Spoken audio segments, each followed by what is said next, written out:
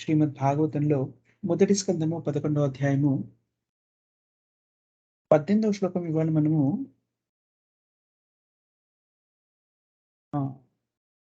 స్మరించుకున్నాము. కానీ నిన్న మనం 17వ శ్లోకంలో సంపూర్ణంగా వివరణ నేర్చుకోలేదు. దాంట్లో ముందుకెళ్దామా? హరే కృష్ణ. సో నిన్న మాట్లాడుకుంటున్నప్పుడు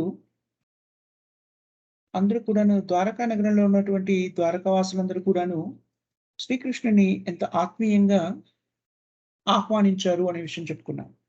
నిజానికి ఈనాటి శ్లోకంలో కూడాను దానికి సంబంధించిన ఇంకా వివరణ ఇవ్వబడి ఉంది. అయితే నిన్నటి శ్లోకంలో మనం నేర్చుకున్నప్పుడు శ్రీకృష్ణుడి యొక్క బంధువర్గం కూడా అక్కడ ఆసీనులై ఉన్నట్లు వాళ్ళందరూ కూడాను శ్రీకృష్ణుడి యొక్క శంఖారావం వినగానే ఎంతో ఆనందంతోని శ్రీకృష్ణుని ఆహ్వానించడానికి పరుగు పరుగున బయలుదేరారు అని చెప్పారు. దాంట్లో మనము వసుదేవుడు భగవంతుడైన శ్రీకృష్ణుని యొక్క తండ్రి పాత్రలో ఉన్నటువంటి గొప్ప భక్తుడు. అతని గురించి కొంత వివరించుకున్నాం. శ్రీల ప్రభుపాదుల వారు వీళ్ళందరి గురించి కూడా చక్కగా వివరించి చెప్పారు. నేను మనము వసుదేవుని గురించి మాట్లాడుకుంటున్నప్పుడు శ్రీకృష్ణ జన్మ వృత్తాంతం కూడాను కొంతవరకు సంభాషించుకున్నాం. జన్మ కర్మ చమే దివ్యం ఏవంయో వ్యతితతుత తత్వాదేహం పునర్జన్మ అనేది మానేది. భగవంతుడి యొక్క ఆవిర్భావం గురించి కానీ ఆయన దివ్యమైన లీలల గురించి కానీ మనం చర్చించుకున్నప్పుడు వాటిని చక్కగా అవగతం చేసుకుంటే చాలు. కేవలము భగవంతుడి యొక్క ఆవిర్భావము, జన్మ, కర్మ, అతని దివ్యమైన లీలలు అర్థం చేసుకుంటే చాలు, మనం భౌతిక జీవన విధానం నుంచి పూర్తిగా ముక్తులం కాగలుగుతాము. అందుకని ఇది చాలా ఉపయుక్తమైంది మనందరికీ కూడాను భగవంతుని యొక్క ఆవిర్భావం గురించి నేర్చుకోవడం. దాంట్లో నిన్న సంభాషిస్తూ కంసుని యొక్క స్థితి గురించి కూడా మాట్లాడుకున్నాం. భౌతిక జీవన విధానంలో ఉన్నటువంటి వ్యక్తుల ప్రేమ, అభిమానం ఎలా ఉంటుందో కూడా చర్చించుకున్నాం. ఈరోజు మరొక మిత్రుడు, బంధువు అయినటువంటి వ్యక్తి అక్రూరుడు. అక్రూరుడు వృష్టి వంశమునకి సేనానాయకుడిగా ఉన్నారు. వృషిణ మహారాజు యొక్క రాజ్యంలో అక్రూరుడు సేనానాయకుడిగా ఉన్నాడు. ఇతను చాలా గొప్ప భక్తుడు శ్రీకృష్ణుడికి. నవవిధ భక్తులు మనము మాట్లాడుకుంటాం కదా, శ్రవణం, కీర్తనం, విష్ణు స్మరణం. శ్రవణం, కీర్తనం, ఈ నవవిధ భక్తుల్లో రెండవది కీర్తనం కదా. కీర్తన ద్వారా అత్యంత ఉత్కృష్టమైన స్థాయికి వెళ్ళినటువంటి భక్తులకి ఉదాహరణ చెప్పమంటే మనము అక్రూరుని ఉదహరిస్తాం. దాస్య భక్తిలో హనుమంతుని ఎలా అయితే ఉదహరిస్తామో, సాఖ్య భక్తిలో అర్జునుడిని, అలాగే కీర్తన ద్వారా పరిపక్వతని సాధించి సంపూర్ణత్వాన్ని సిద్ధించుకున్న వ్యక్తులకి ఉదాహరణ ఇమ్మంటే మనము అక్రూరుడు అని చెప్తాం. అక్రూరుడు అలాంటి వాడు. కీర్తన అనే ఏకైక విధానం ద్వారా అక్రూరుడు శ్రీకృష్ణుని యొక్క భక్తియుక్త సేవలో పూర్ణత్వాన్ని సాధించారు.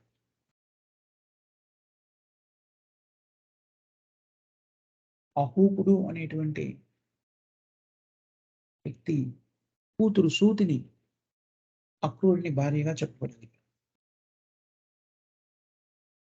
ఈ అక్రూరుడు శ్రీకృష్ణ భగవాన్ యొక్క అనేక కార్యక్రమాల్లో తన పాత్రను వహించాడు. నిజానికి అక్రూరుడే, మనము శ్రీమద్ భాగవతాన్ని అధ్యయనం చేసినట్టయితే శ్రీకృష్ణుని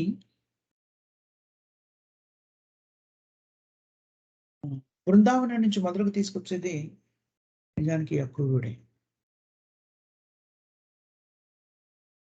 అక్రూరుడు కర్మయోగి అని చెప్పబడతాడు. కర్మయోగం ద్వారా అక్రూరుడు సంపూర్ణత్వాన్ని సిద్ధించుకున్నాడు. కర్మయోగం ద్వారా కీర్తన అనేటువంటి ఒక పద్ధతిని అవలంబించి, భక్తి పద్ధతిని అవలంబించి పరిపూర్ణత్వాన్ని సిద్ధించుకున్నట్టు మనకు అవగతమవుతుంది. అక్రూరుడు శ్రీకృష్ణుడు సంకల్పించినటువంటి సుభద్రా పరిణయాన్ని ఎలా చేస్తారు? శ్రీకృష్ణుడు అర్జున్ని పురిగొల్పి సుభద్రని బలవంతంగా హరించమని సూచిస్తారు. ఆ సమర్థనలో అలా ఆ సంఘటన జరిగినప్పుడు సుభద్ర మరియు కృష్ణుడు ఇద్దరికీ కూడాను జ్యేష్ఠ జ్యేష్ఠ సోదరుడు అయినటువంటి బలరాముడు దాన్ని వ్యతిరేకిస్తాడు. ఆగ్రహోక్తుడవుతాడు. కానీ అక్రూరుడు శ్రీకృష్ణుని అక్కడ సమర్థిస్తాడు.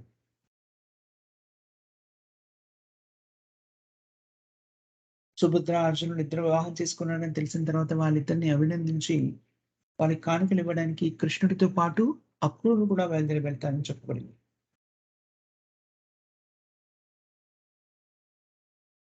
సుభద్ర తనయుడు అభిమన్యుడు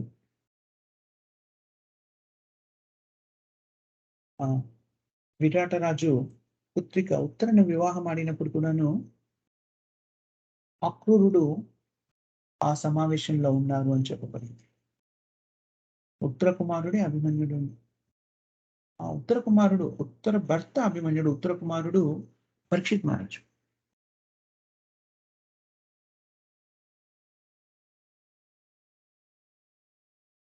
చూడండి, కొన్ని మార్లు ఇక్కడ ఒక విషయం చెప్పారు. అక్రూరుని మామగారైన అహూకుడు అక్రూరునితో సరైన సంబంధమును కలిగి ఉండలేదు.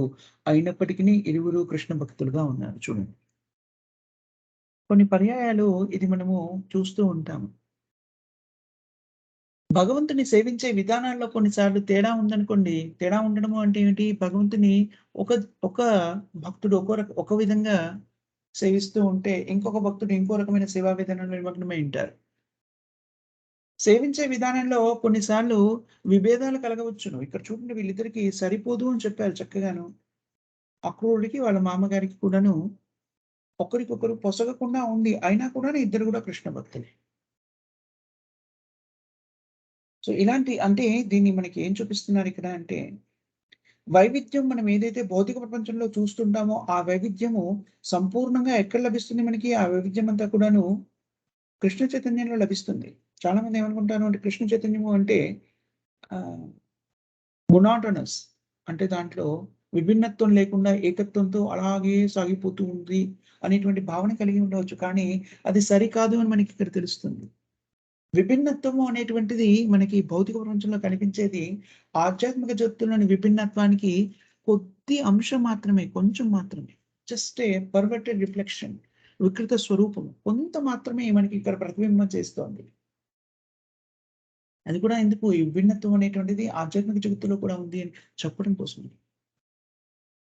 ప్రతిసారి మనం గుర్తుపెట్టుకోవాల్సిన విషయం ఒకటుంది. మనము భగవద్గీత, భాగవతాన్ని అధ్యయనం చేస్తున్నాం కాబట్టి, దాంట్లో కొంత పరిజ్ఞానాన్ని సంతరించుకున్నాం కాబట్టి, ఒకటి గుర్తుపెట్టుకోవాలి. ప్రాథమిక విషయం ఏమిటి అంటే, ఈ భౌతిక సృష్టి అంతా కూడాను భగవంతుడిని అవగతం చేసుకోవడానికి, భగవంతుడిని భక్తిలో స్థిరపడడానికి, శ్రీకృష్ణుని భక్తిలో స్థిరపడడానికి, జీవాత్మ తన సహజమైన స్థితిని అర్థం చేసుకోవడానికి మాత్రమే ఈ భౌతిక సృష్టి సృష్టించబడింది. ఇంకో కారణం ఏం లేదు.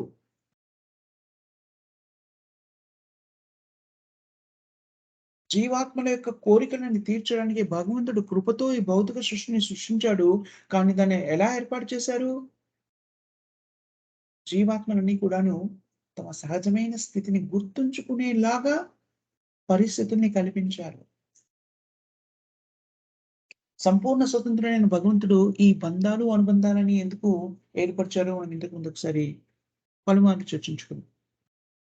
భౌతిక ప్రకృతి అంతా కూడాను దాని కోసమే నిర్దేశించబడింది. జీవాత్మ తన శాశ్వతమైన స్థితిని పునరావృతం చేసుకొని, దానిలో నిమగ్నం కావడానికి మాత్రమే ఇవ్వబడింది. ఇది చాలా ప్రాథమికమైనటువంటి విషయము. భక్తి మార్గంలోకి ప్రవేశించిన ప్రతి వ్యక్తి కూడా, కృష్ణ చైతన్యంలో ఉన్న వ్యక్తి ఇది గమనించి అర్థం చేసుకోవాలి. ఇది ఎంత తొందరగా ఇప్పుడు జీర్ణించుకోకపోయినా కూడాను మెంటల్ ప్లాట్‌ఫార్మ్ అంటారు చూడండి. మానసిక స్థితిలో అయినా కూడా దీన్ని స్వీకరించి, దీని గురించి ఆలోచించడం, మననం చేయడం మొదలెట్టామనుకోండి, మన శుద్ధీకరణ మొదలైపోతుంది. ప్రతి సం ప్రతి ప్రతి సంఘటన, ప్రతి విషయము అన్నీ కూడాను మన జీవితంలో నుంచి మనం ఒకసారి పరికించి చూసుకున్నట్టయితే, మనం ఇంతకు ముందు కూడా ఒకసారి చర్చించుకున్నట్టున్నాం. మీ బాల్యావస్థ నుంచి ఇప్పటిదాకా కూడాను మీ జీవితంలో జరిగిన సంఘటనలన్నీ కూడాను, ఇంతకుముందు మనకు కృష్ణ చైతన్యం గురించి అవగాహన లేనప్పుడు అవి ఎందుకు జరిగాయంటే ఇంకో కారణం ఏదైనా ఉండి ఉండొచ్చు మనసులో. వారేదో చేశారు, నేనేదో చేశాను, వీరేదో చేశారు, అలాంటివి ఏవేవో మనసులో ఉంటాయి మనకి. కానీ ఒకసారి కృష్ణ చైతన్యాన్ని స్వీకరించాక మళ్ళీ ఆ జరిగిన సంఘటనలన్నీ చూడండి. పాత్రలు ఎవరైనా అయ్యుండొచ్చు. కుటుంబ సభ్యులు అయ్యుండొచ్చు, చుట్టుపక్కల వాళ్ళు అయ్యుండొచ్చు, అసలు తెలియని వ్యక్తి అయ్యుండొచ్చు, ఎవరో ఒకరు అయ్యుండొచ్చు. పాత్రలు ఎవరు ధరించినా కూడాను ఆ జరిగిన సంఘటనల పర్యవసానం మన ఎక్కడికి దారితీసింది? కృష్ణ చైతన్యానికి దరిదాపుల్లోకి రావడానికి కారణభూతమవుతుంది. జాగ్రత్తగా పరికించి చూసినట్టయితే. అందుకని నేనొకటి గుర్తుపెట్టుకోవాలి ఏంటి అంటే, చాలామంది లౌకికంగా లేకపోతే పరిపూర్ణమైన పరిజ్ఞానం లేకుండా ఒక పదాన్ని ఉపయోగిస్తారు. అంతా మంచే జరుగుతుంది. ఏది జరిగినా మన మంచికే ఇలాంటివి కొన్ని చెప్పిస్తూ ఉంటారు. దాన్ని భగవద్గీతకి ఆపాదించి చెప్పేస్తూ ఉంటారు. కానీ సత్యం ఏంటి అంటే, కొంతవరకు అందులో సత్యం కూడా ఉంది. సత్యం ఏమిటి అంటే, ఏది జరిగినా కూడాను భగవంతుడు ఎందుకు కల్పిస్తున్నాడో ఆ జీవాత్మకి ఆ పరిస్థితుల్ని అంటే, ఒకటి మన కోరికలు. మనం ఇవి కోరుకున్నాం కాబట్టి మన కోరికల పర్యవసానంగా అవి లభిస్తున్నాయి. కర్మఫలంగా లభిస్తుంది. కానీ ఎంత కరుణామయుడో చూడండి భగవంతుడు. ఆ కర్మఫలాన్ని అందించినప్పుడు కూడాను, అది కూడాను మనకి భగవంతునికి దగ్గరికి రావడానికి, భగవద్భక్తిలో స్థిరపడడానికి, దాని గురించి అవగాహన పెంచుకోవడానికి కావాల్సిన పరిస్థితులను ఏర్పరుస్తూ ఉంచుతాడు. మనకి కష్టాలుగా కనబడుతున్నాయి కానివ్వండి, సుఖాలుగా కనబడుతున్నాయి కానివ్వండి, పాపకార్యాల్లో నియుక్తులమైనా కూడాను, పుణ్యకార్యాలు నిమిత్తమైన కూడాను పూర్వాశ్రమంలో వాటన్నింటిని మీరు ఒకసారి పరికించి చూసుకున్నట్టయితే, అవన్నీ కూడాను మనం భక్తి మార్గంలోకి రావడానికి ఏదో విధంగా తోడ్పడతాయి. తోడ్పడి ఉంటాయి. ఇది భక్తులైన వాళ్ళకే కాదు, మామూలుగా కామ్య కర్మలో నిమగ్నమైన వ్యక్తులని కూడాను భగవంతుడు వాళ్ళకి ఆ పరిస్థితిని కల్పిస్తూ ఉంటాడు. కానీ, వ్యక్తి పరిజ్ఞానాన్ని సంతరించుకునేంత వరకి, భక్తుల యొక్క కృపను పొందేంత వరకి, భక్తిని స్వీకరించినంత వరకి దాన్ని అవగతం చేసుకోలేరు. అందుకని మన కామ్యకర్మల్లో లభించేటువంటి ఫలాపేక్షలు ఫలితాలన్నిటిని కూడాను ఏదో ఒక కారణం లభించింది. ఈ వ్యక్తి మూలంగా ఇలా జరిగింది. ఆ వ్యక్తి ఆ రోజు అలా చేయకుండా ఉండుంటే నాకు ఇలా ఈ రోజు ఉండేది కాదు. ఇలా మనం చెప్పుకుంటూ ఉంటాం జీవితం అంతా కూడా. కానీ నిజానికి ఈ వ్యక్తులందరూ కూడా పాత్రధారులు. ఒకటి గుర్తుపెట్టుకోవాల్సింది. రకరకాల వ్యక్తులొస్తారు. కొంతమంది శత్రువుల రూపంలో వస్తారు. కొంతమంది మిత్రుల రూపంలో వస్తారు. కొంతమంది బంధువుల రూపంలో వస్తారు. కొంతమంది కుటుంబ సభ్యుల రూపంలో వస్తారు. ఒకరు భార్యగా రావచ్చు. ఒకరు భర్తగా రావచ్చు. కొంతమంది పిల్లలుగా రావచ్చు. ఎలా వచ్చినా కూడాను ఇవన్నీ కూడాను వివిధ రకాలైన పాత్రలు ఎందుకు ప్రవేశపెట్టబడ్డాయి? మన నిజ స్థితిని గ్రహించడానికి. మన నిజ స్థితి ఏమిటి అంటే మనకున్నటువంటి ఏకైక సంబంధం ఏమిటి అంటే భగవంతుడైన శ్రీకృష్ణుడితో మాత్రమే మనకి ఉన్నటువంటి సంబంధం. మిగిలినయన్నీ కూడాను పరిపక్వత సిద్ధించుకున్నవి, పవిత్రమైనవి ఎప్పుడవుతాయి? వాటిని కూడా మనము శ్రీకృష్ణుడిని కేంద్ర బిందువుగా చేసి, ఆ బంధాలను ఏర్పరచుకున్నప్పుడు అవి పవిత్రీకరించబడతాయి. అందుకనే కదా కృష్ణ చైతన్యలో ఉన్నప్పుడు మనకందరికీ కూడా వివరించి చెప్పే విషయం ఏమిటి అంటే, శ్రీల ప్రభుపాదుల వారు కృష్ణ చైతన్యాన్నంతా కూడాను కూలంకుషంగా చర్చించిన తర్వాత దాన్ని ఒకే వాక్యంలో ఏం చెప్తారు? మీరు చేసే కర్మలన్నింటినీ కూడాను శ్రీకృష్ణుని కేంద్ర బిందువుగా పెట్టుకొని చేసినట్టయితే అవన్నీ కూడాను భక్తియుక్త సేవలయిపోతాయి. ఈ విషయం కూడా మనం అనేక మార్లు చర్చించుకున్నాం. కుటుంబ సభ్యుల్ని కూడాను నా భార్య, నా భర్త, నా పిల్లలు, నా తల్లి, నా తండ్రి అని కాకుండా వీళ్ళందరూ కూడా భగవంతుడైన శ్రీకృష్ణుని యొక్క అంశులు. ఈ క్షణంలో ఒక జీవాత్మ తల్లి రూపంలో, నాకు తల్లి రూపంలో, నాకు తండ్రి రూపంలో, నాకు భార్య రూపంలో, నాకు భర్త రూపంలో, నాకు పిల్లల రూపంలో ప్రకటితమై ఉండవచ్చు గాక. కానీ వాళ్ళందరూ కూడాను భగవంతుడైన శ్రీకృష్ణుని యొక్క అంశలు.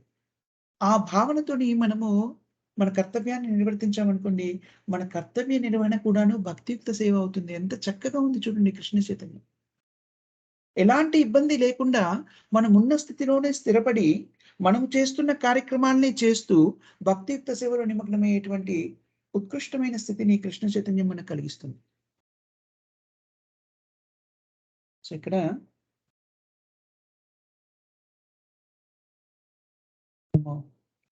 అక్రూరుడి గురించి మాట్లాడుకున్నప్పుడు, అక్రూరుడు కీర్తన ద్వారా భగవంతుని యొక్క భక్తిని సంపూర్ణంగా పొందగలిగాడు. ఆ తర్వాత మనకి ఉగ్రసేనుడి గురించి శ్రీల ప్రభుపాద గారు వివరణించారు. ఉగ్రసేనుడు శక్తివంతమైనటువంటి విష్ణు వంశపు రాజుల్లో ఒకడు. కుంతి భోజునికి దగ్గరి బంధువు. ఇతనికి అహూకుడు అనే పేరు కూడా ఉంది అని చెప్పబడింది ఇక్కడ. వసుదేవుడు ఉగ్రసేనుని మంత్రివర్గంలో ఒక మంత్రి. కంసుడు ఉగ్రసేనుని కొడుకు. మనకి ఈ విషయం తెలుసు. అనేక మార్లు మీరు అందరూ కూడా విని ఉండి ఉంటారు. ఉగ్రసేనుని బందీగా చేసి మధురకి రాజయ్యాడు కంసుడు.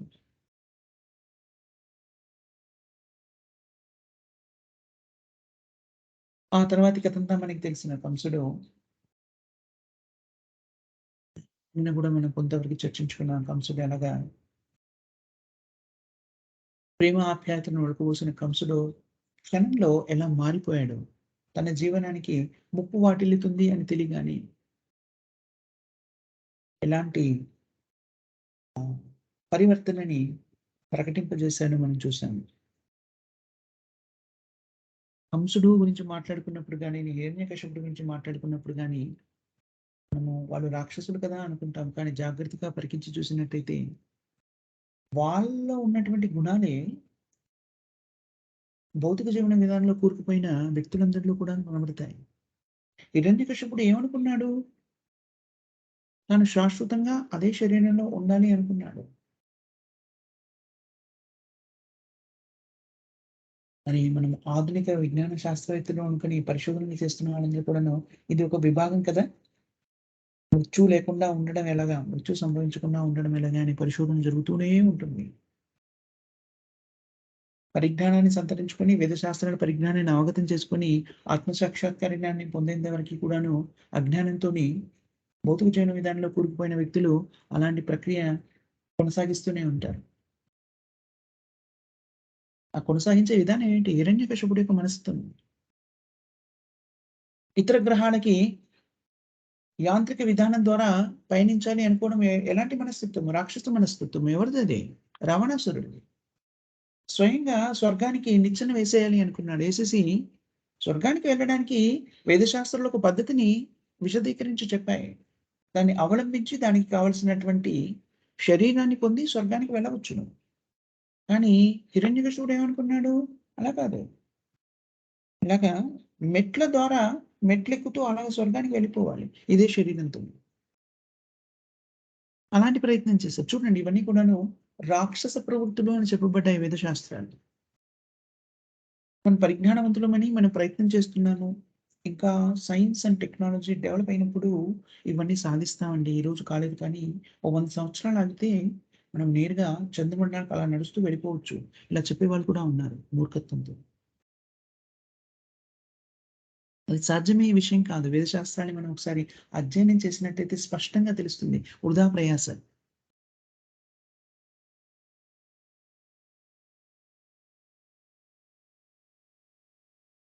ఉగ్రసేనుడు కంసుని తండ్రి కంసుడేమో ఉగ్రసేనుడిని బంధించి తాను రాజ్యాభిషిక్తుడయ్యాడు. ఉగ్రసేన మహారాజు గురించి చెబుతూ ఇక్కడ అతని శౌర్యాన్ని గురించి వివరిస్తూ కూడా ఇక్కడ శాల్వుడు అనేటువంటి వ్యక్తి ద్వారకా నగరాన్ని మీద దండెత్తినప్పుడు కూడాను ఉగ్రసేనుడు వీరోచితంగా పోరాడి తిప్పికొట్టిన విషయాన్ని గురించి కూడా ఇక్కడ ప్రస్తావించారు. శ్రీకృష్ణుని యొక్క స్థితి గురించి శ్రీకృష్ణుడు ఎవరు? అతని దివ్యత్వం ఏమిటి? అనేటువంటి విషయాన్ని ఉగ్రసేనుడు నారదుడి ద్వారా తెలుసుకుంటాడు.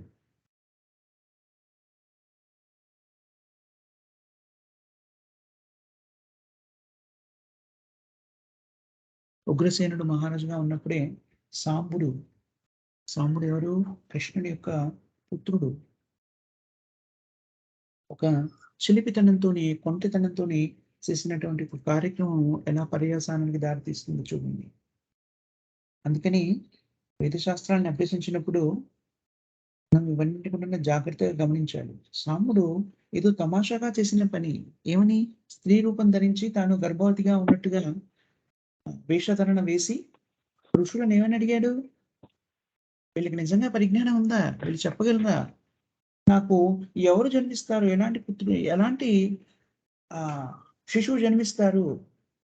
ఎవరు జన్మిస్తారు? అని ఇలాంటి ప్రశ్నలేవో అడిగారు. అప్పుడు ఋషులకి ఆ విషయం అవగతమైంది. ఏం చేశారు వాళ్ళు? ఈ గర్భము నుంచి ఒక ముసలం జన్మిస్తుంది అని చెప్పారు. నిజంగానే ఆ ముసలం ఉద్భవించింది. ఇనుము, ముసలము అంటే ఇనుముతో చేయబడినటువంటి పెద్ద కడ్డి.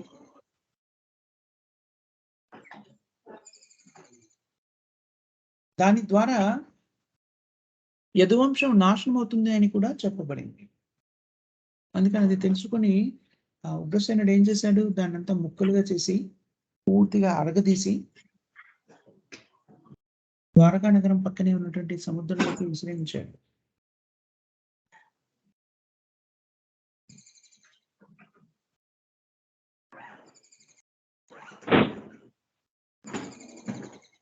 ఉగ్రసేనుడు వేదశాస్త్రాలకి అనుగుణంగా రాజ్యాన్ని పరిపాలించినట్టు మనకు అవగతమవుతుంది. అందుకని ఇక్కడ ఒక ముఖ్య విషయం చెప్పారు శీల ప్రభుపాద గారు.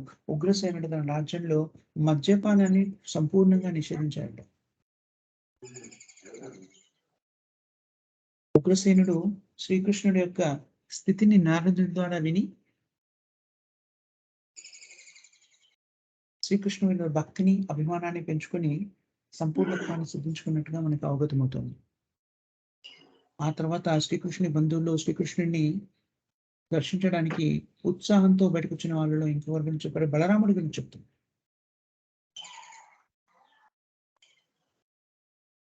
బలరాముడు ఎవరి పుత్రుడు? ఎవరైనా చెప్పగలరా?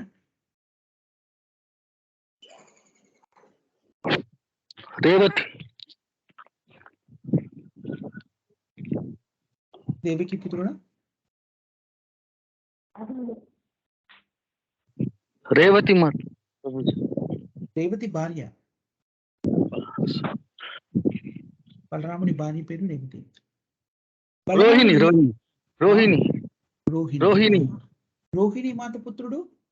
బలరాముడికి తల్లి ఎవరు అంటే నిజానికి చాలా సార్లు రోహిణి అని చెప్తారు. నిజానికి దేవకి కూడా బలరాముడికి తల్లి. ప్రపంచంలో ఎంతవరకు ఎవరైనా చూసాను అంటే ఇద్దరు తల్లులని కలిగి ఉన్నటువంటి శిశువు ఎవరైనా ఉన్నారు అంటే అది బలరాముడే. ఎందుకని? ముందు బలరాముడు సారీ ముందు బలరాముడు దేవకి మాత గర్భంలోకి ప్రవేశించారు. తర్వాత యోగమాయ ప్రభావం చేత కృష్ణుడి అనుజ్ఞతోని యోగమాయ బలరాముణ్ణి దేవకీ మాత గర్భం నుంచి తొలగించి ఆ గర్భాన్ని రోహిణి మాత గర్భంలోకి ప్రవేశపెడతారు ఆ శిశువుని.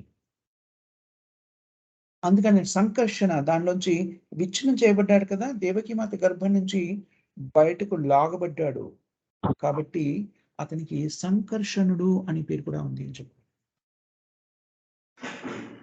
రోహిణి నందనిగా బలరాముడు అంటే అందరూ కూడా రోహిణి నందన్ అని చెప్తారు. వాస్తవమే అయినప్పటికీ ఆయన దేవకీ నందనుడు కూడాను. ఆ సమయంలో ఎక్కడున్నారు? వసుదేవుడికి రోహిణి కూడాను వసుదేవుని భార్యలో ఒకరు అని చెప్పబడింది. వసుదేవుడు కారాగారంలో ఉన్నప్పుడు దేవితో పాటు రోహిణిని అతనికి అత్యంత ప్రియమిత్రుడైనటువంటి నందమహారాజు దగ్గర గోకులంలో ఉండేలాంటి పరిస్థితులను కల్పించారు.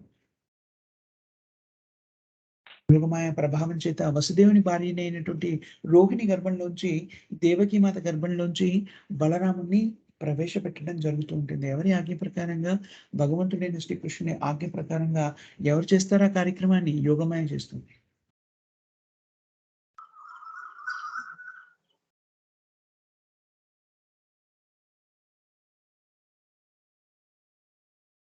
ఆ విధంగా చూస్తే బలరాముడు మరియు శ్రీకృష్ణుడు ఇద్దరు కూడాను నందమహారాజు గృహంలో పెరిగి పెద్దవారయ్యారు. చూడండి పరిస్థితిని ఎలాగా భగవంతుడు కల్పించేసి అలాగా శాశ్వత బలరాముడు ఎవరు? భగవంతుని యొక్క మొట్టమొదటి విస్తృత అవతారం. ఆయన ఎప్పుడు కూడా భగవంతుని సేవలో నిమగ్నమై ఉంటారు. భగవంతునితో సమానమైన వారు మరియు శ్రీకృష్ణుడి సేవలో ఎప్పుడు నిమగ్నమై ఉంటారు. దీనికి సంబంధించి ఒక వివరణ ఇవ్వడం జరుగుతుంది. మీలో చాలా మందికి తెలిసి ఉంటుంది. పూర్వాశ్రమంలో కృష్ణుడిగా భగవంతుడు అవతరించడానికి ముందు రామావతారంలో శ్రీరాముడు మరియు లక్ష్మణుడే బలరాముడు కూడాను కదా! బలరాముడే లక్ష్మణుడిగా అవతరించారు.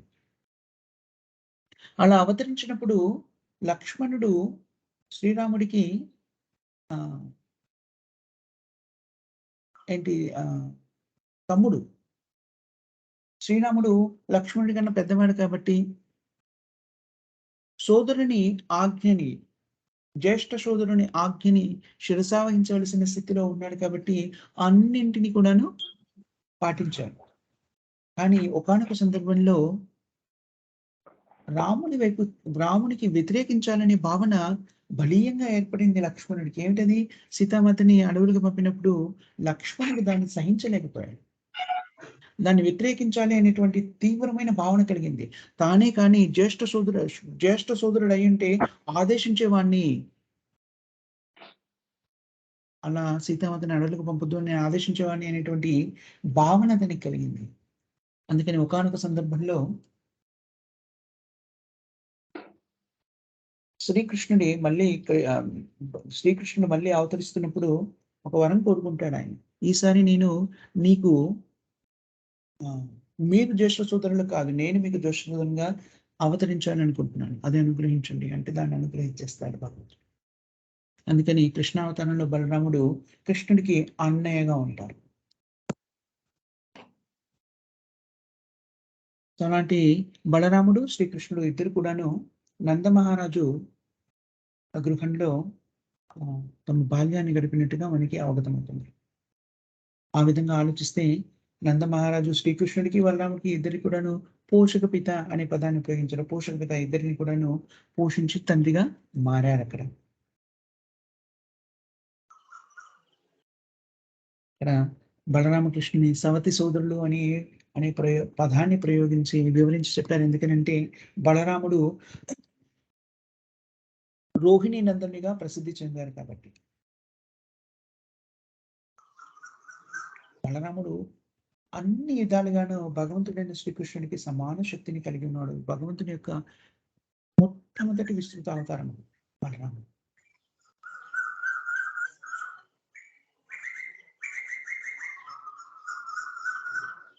శ్రీకృష్ణుడితో దాదాపుగా అన్ని లీలల్లో కూడాను బలదేవుడు తన పాత్రను వహించినట్టు మనకి అవగతమవుతుంది.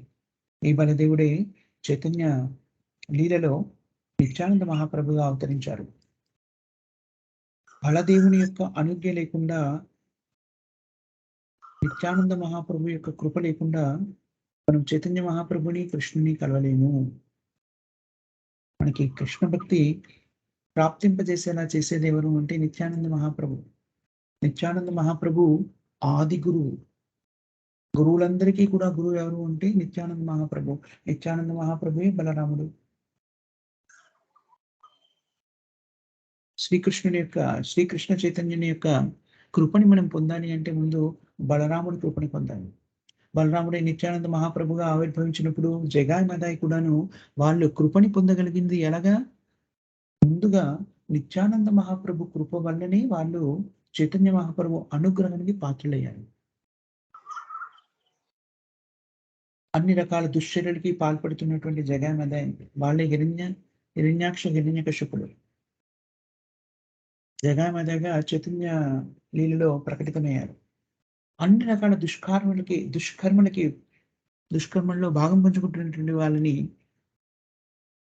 కూడాను కృష్ణ భక్తిలోకి మార్చాలని నిత్యానంద మహాప్రభు సంకల్పించారు. ఎందుకని? శ్రీ చైతన్య మహాప్రభు భక్తావతారంలో భక్తునిగా స్థిరపడి భక్తిని ఎలా ఆచరించాలో ప్రపంచానికి చాటి చెప్తున్నారు. భగవత్ ప్రేమని అందరికీ పంచుతున్నారు. కృష్ణ భక్తిని ప్రచారం చేస్తూ చైతన్య మహాప్రభు యొక్క ఈ యజ్ఞము సఫలీకృతం కావాలి అంటే అత్యంత క్రూరులు, నిష్కృష్టులు, నీచులు వాళ్ళని చూస్తేనే ప్రజలు అటువైపు వెళ్ళడానికి కూడా భయపడిపోయి పారిపోయేటువంటి స్థితిలో, అలాంటి నికృష్టమైన పని చేసేటువంటి స్థితిలో ఉన్నటువంటి వాళ్ళు కూడాను భగవద్భక్తిని స్వీకరించారనుకోండి, అందరూ కూడా ఆకర్షితులవుతారు. ఇదే శ్రీల ప్రభుపాద గారు కూడా వ్యక్తీకరించారు. శ్రీల ప్రభుపాద వారు యజ్ఞదాత శ్రేష్ఠ స్తత్వదేవు తరువున సయత్ ప్రమాణం కురితే లోకస్థితి ఈ సూత్రాన్ని పట్టుకుని పాపం ఆయన ఎలాంటి వాళ్ళకి భగవద్భక్తిని ఇవ్వడానికి ప్రయత్నం చేశారు. తన కృపను ప్రసాదిస్తూ రకరకాల వ్యక్తులు ఏ విధంగా అయినా కూడా కొంత కీర్తి ప్రతిష్టని సంపాదించుకున్న వ్యక్తులు ఏ విధంగా ఉన్నా కూడాను శ్రీల ప్రభుపాద వారు వాళ్ళకి కృష్ణ చైతన్యాన్ని అందించే ప్రయత్నం చేశారు. చూడండి మనము గమనించినట్టయితే మన ఆచార్యులు కూడాను వాళ్ళు స్వీకరించిన విధానం కూడాను ఎక్కడి నుంచి వస్తుంది? పరంపరాగనుగతంగా వస్తుంది. నిత్యానంద ప్రభు అదే చేశారు. ఏం చేశారు? జగాయ్ మదాయ్ శ్రీ చైతన్య మహాప్రభు కృపకు పాత్రులై వాళ్ళు భక్తులయ్యారనుకోండి, సామాన్య ప్రజలందరూ కూడాను అతి తేలికగా ఆకర్షితులవుతారు. చూడండి చైతన్య మహాప్రభు ఏదో చెప్పారు, దాంతోని ఇంత క్రూరాత్మలు కనీసం చూడ్డానికి కూడాను దరిదాపులకు వెళ్ళడానికి కూడా భయపడేటువంటి స్థితిలో ఉన్నటువంటి ఆ క్రూరులు వైష్ణవులుగా మారి, శుద్ధ వైష్ణవులుగా మారి భక్తిలో స్థిరపడ్డారు అనేటువంటిది తెలిసినప్పుడు ప్రజలందరూ కూడా దానికి ఆకర్షితులవుతారు. చైతన్య మహాప్రభు చెప్పేది శ్రద్ధగా వింటారు అనేటువంటి ఆకాంక్షతోని వాళ్ళిద్దరికీ కూడాను కృపను ప్రసాదించాలి అనుకుంటారు. అలా నిత్యానందుని కృపతోనే వాళ్ళిద్దరూ కూడాను చైతన్య మహాప్రభు యొక్క అనుగ్రహానికి పాత్రులవుతారు. మనకి చైతన్య చరితామృతంలో వస్తుంది. ఎప్పుడైతే నిత్యానంద ప్రభు వాళ్ళని జపించమని అభ్యర్థిస్తారో, వాళ్ళు క్రూరంగా ఆహ్, మదిరని సేవించి అంటే మత్తు పానీయాలను సేవించి ఉంటారు. క్రూరంగా ఏం చేస్తారు? నిత్యానంద ప్రభు తల మీద వాళ్ళ చేతిలో ఉన్నటువంటి ఒక ఆయుధంతోనే గాయపరుస్తారు. రక్తం స్రవిస్తూ ఉంటుంది నిత్యానంద ప్రభు తల నుంచి. అది తెలుసుకున్నటువంటి చైతన్య మహాప్రభు కోపోద్రిక్తుడవుతాడు. తక్షణం వాళ్ళని సంహరించడానికి సుదర్శనుడిని ఆహ్వానిస్తారు.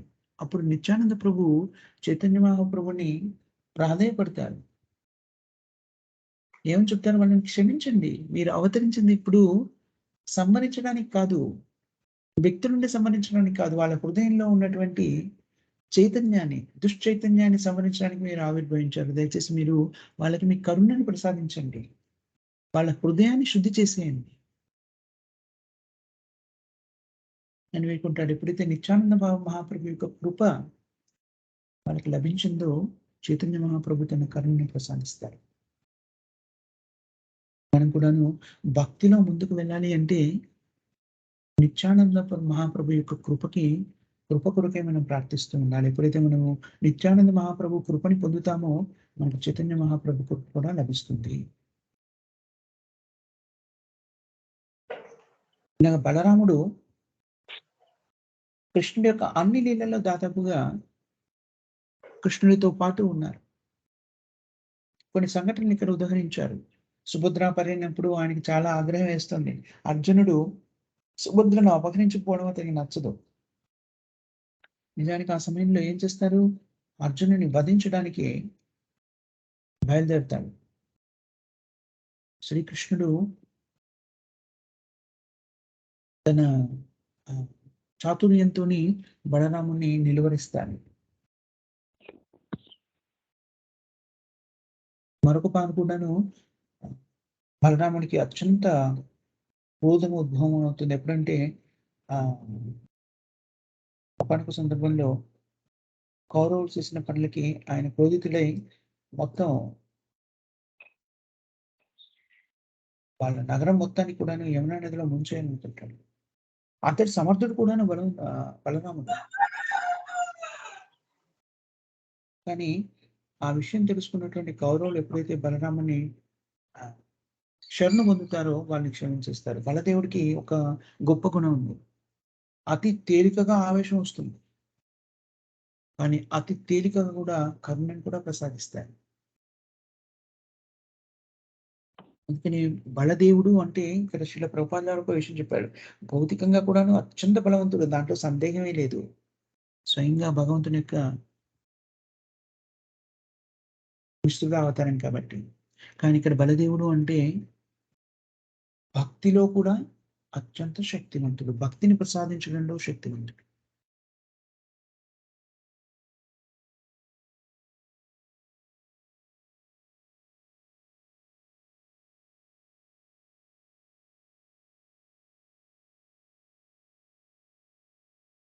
ఇక్కడ మనం చెప్పుకున్నాం కదా! బలరాముడు ఇద్దరి తల్లులకి జన్మించినాడు. ఇద్దరు కూడా తల్లులే అతనికి ఇద్దరి గర్భాల నుంచి ఆవిర్భవించారు. కాబట్టి ఇతను ఆహ్, దేవకీ మాతకి సప్తమ గర్భంగా చెప్పబడింది.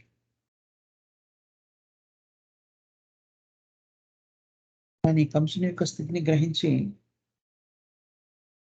శ్రీకృష్ణుడి యొక్క సంకల్పం చేత అతను రోహిణీమాత గర్భంలోకి మార్చబడ్డారు. అందుకని అతనికి సంకర్షణుడు అనే పేరు ఇవ్వబడింది.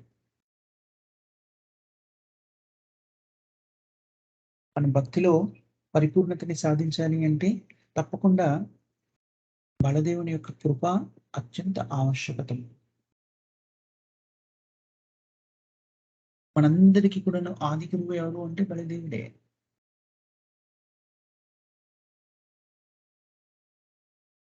శ్రీకృష్ణుడు సాందీపని గురువుగా స్వీకరించినప్పుడు శ్రీకృష్ణుడితో పాటు బలదేవుడు కూడాను సాందీపని మునిని గురువుగా స్వీకరించాడు.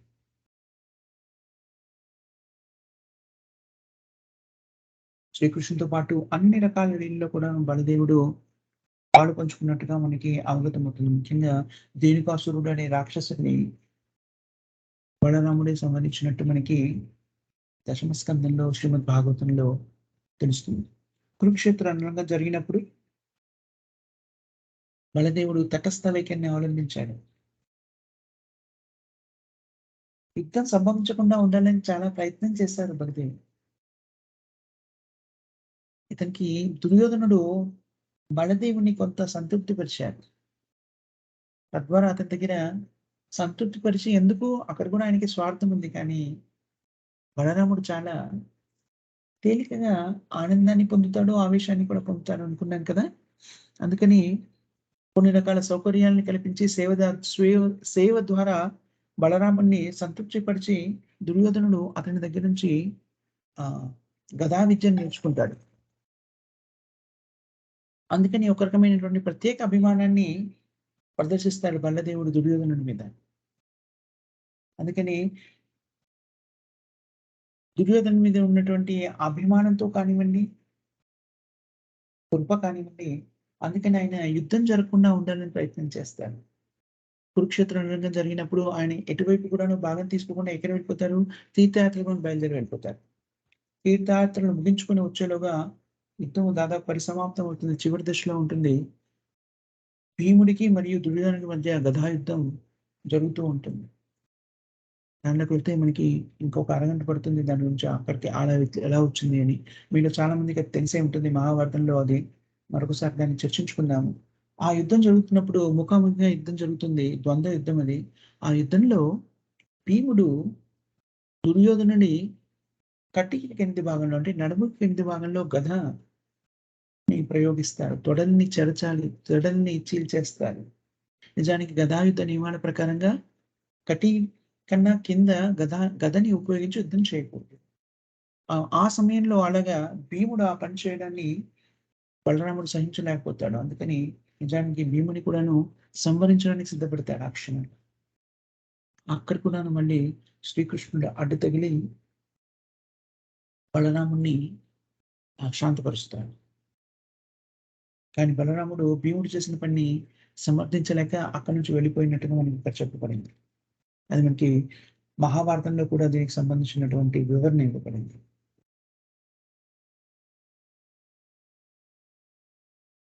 ఇంకో విషయం కూడా ఇక్కడ శ్రీల ప్రభుపాద వారు మనకు విశదీకరించి చెప్పారు.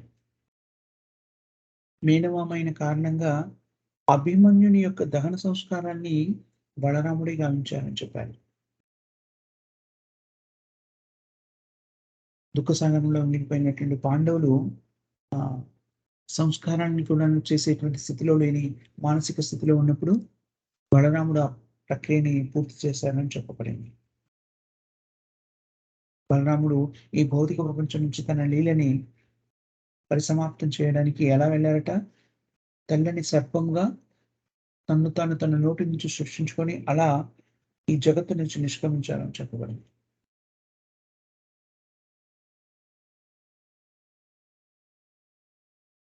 ఇది శ్రీ బలదేవుడి యొక్క వృత్తాంతం. సో ఈరోజు మనకి సమయం అయిపోయింది కాబట్టి ఇక్కడ మనం ఆపేద్దాం. బలవంతంగా అన్నీ చెప్పేయాలని ప్రయత్నం చేయొద్దు. మళ్ళీ రేపు దీని గురించి మళ్ళీ చర్చించుకుందాం. మిగిలిన పాత్రల గురించి, వాళ్ళు భగవంతునికి ఎలాంటి అనుబంధాన్ని కలిగి ఉన్నారో దాని గురించి క్లుప్తంగా, చాలా వివరంగా కాకపోయినా కొంత చర్చించుకుందాం. సో, మనం ఇక్కడ ఆపేద్దాం. ఎవరికైనా ఏమైనా క్వెషన్స్ గాని, కామెంట్స్ కానీ ఏమైనా ఉన్నాయా మాతాజీస్ అండ్ ప్రభుజీస్?